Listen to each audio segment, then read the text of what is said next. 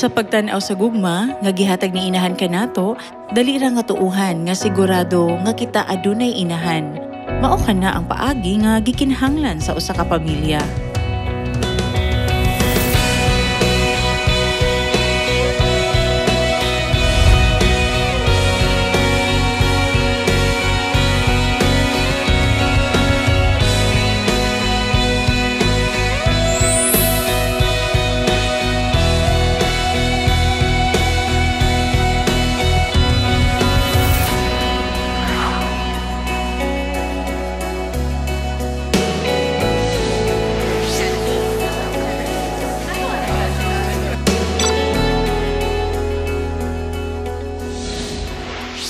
Sa una na akong pagkadungog, bahin sa Dios inahan, sa Siyon, syempre. Sa wala pa sa Siyon, wala akong makadungog bahin sa Dios inahan. Wala gayud ko maghuna-huna bahin kang inahan. Bisan og na ako inahan o gihigugman ako siya, pero wala gayud na ako nakonekta nga kinahanglan nga adunay Dios inahan. Busa, sa dihang nagtuon ko bahin kang inahan, nahinamdum ko kang Deacon Joshua nga nangutana ka nako. Unsay nakapatuon nimo nga adunay Dios inahan. Og nahinumdum ko pag-ayo, og klaro kaayo ang akong tubag. Diretso kaayo. Kisultihan ko siya, kung si Kristo ang sanghong, magtudlo ka nato og magpakita ka nato og inahan, naay inahan. Kung gisultihan ta ni Kristo ang sanghong nga naatay inahan, nga siya ang atong inahan, syempre siya ang atong inahan. Kaysa mga ako nagtuo sa igpapahulay, kahing igera, Melkisedek, ang tanang pagtuon, ang propesiya ni Daniel, imposible nga dili mo tuo kang inahan, tungod kay kining tanan nga pagtulunan gikan kang kinsa, Kristo ang sanghong. Ug dili lang kana, kun dili tungod usab kay gituman ni inahan ang mga propesiya sa Biblia. Sa mga gituman ni Amahang Kristo ang sanghong ang daghang mga propesiya, gituman usab ni inahan ang propesiya. Og sa pagkakita sa gugma nga gihatag ni inahan kanato, dali ra nga tuuhan nga sigurado nga kita adunay inahan. Og syempre, kana ang paagi nga gikinahanglan sa usa ka pamilya. Dili kini usa ka pagtulunan nga kinahanglan nimong huna-hunaon kaayo.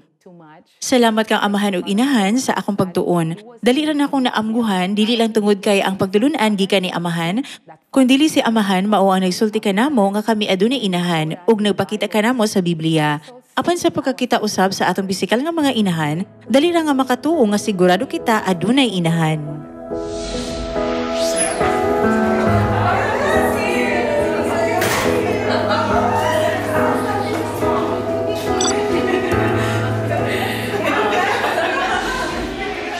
Sa akong pag-abot sa Siyon, dayon ako namatikdan ang daghang kalainan tali sa miaging simbahan nga akong gitambungan ug sa Siyon. Usa sa mga buta nga nakapatingala kanako pag-ayo kay ang gugma. Ang gugma sa Siyon ang usa ka buta nga imong mabati sa unang higayon nga ikaw mosulod sa Siyon. Nga nakakita sa panaghiusa sa mga sister, mga brother sa level sa organisasyon sa simbahan. Adunay mga tawo nga nagaluto, mga tawo nga nanglimpyo, walay usa nga nagreklamo. Adunay putli nga gugma sa Siyon. Gibati nako ang kakurat tungod kay sa akong miaging simbahan walay ing-ani. Ang mga tawo dili magkahiusa, ang mga tawo dili magatiman sa usag-usa. Busa, ang organisasyon kung unsa ang Siyon nakapatingala kanako. Og dili lang kana, ang gugma kay putli. Bisan kinsa nga moadto sa Siyon, ilang mabati nga kani tinuod. Makita nila nga lahi ni nga dapit.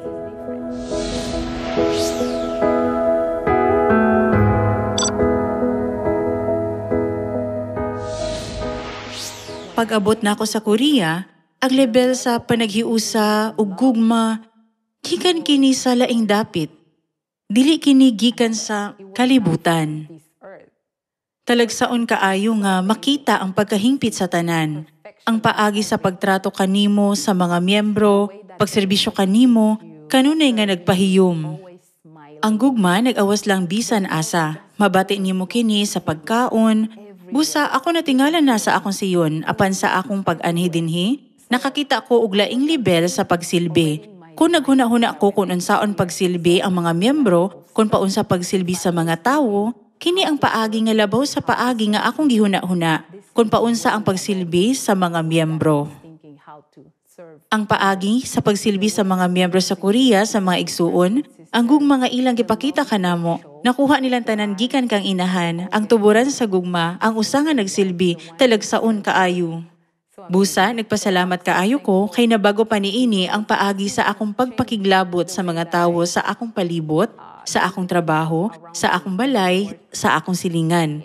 Ug syempre, ang tanan nga akong nakatunan sa pag-ani sa Korea. Nakita ang paagi sa pag-alagad sa mga miyembro sa gugma. Busa, gisulayan nako nga ilakip ka na, bisan diin ako muadto. Busa, nang hinaot kayud ko nga makahatag og daghang kalipay sa kasing-kasing ni inahan, pinaagi sa pagsunod sa kanunay niyang ipabuhat kanato, nga mao ang pagpangita sa atong mahigugmaong mga igsuon.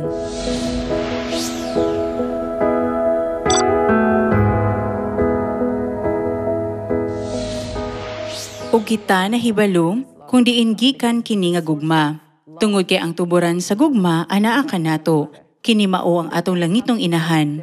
Kinahanglan lang nila hatagan ng ilang kaugalingon ug higayon nga makita kung paunsa natuman ang mga propesiya sa Biblia ug nga ang atong simbahan mao ang bugtong simbahan nga adunay hingpit nga kamatuoran tungod kay ang Dios mismo mianhi sa yuta ug sila ang nagtudlo kanato nga nagsulti kanato sa kamatuoran nga walay makatudlo.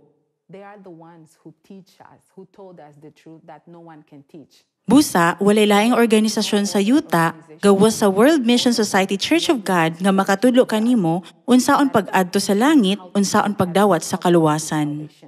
Kini usa ka butang nga gipangita sa mga adunahan nga mga tawo. Ug sultihan ko kadtong mga tawo nga wala sa Sion ug nakig-away pa kung moadto ba sa Sion o dili, kung gusto gayud nila nga maluwas ug moadto sa langit, adunay usa lamang kadapit nga ilang maangkon ang kaluwasan. Anaa kini sa Sion. Anaa kini sa World Mission Society Church of God. Tungod kay didto aduna kitay Dios nga labing gamahanan ang mga tiglalang sa tanang langit ug yuta anaa. Ug ang bugtong kamatuoran nga makaluwas kanato gikan lamang sa Sion.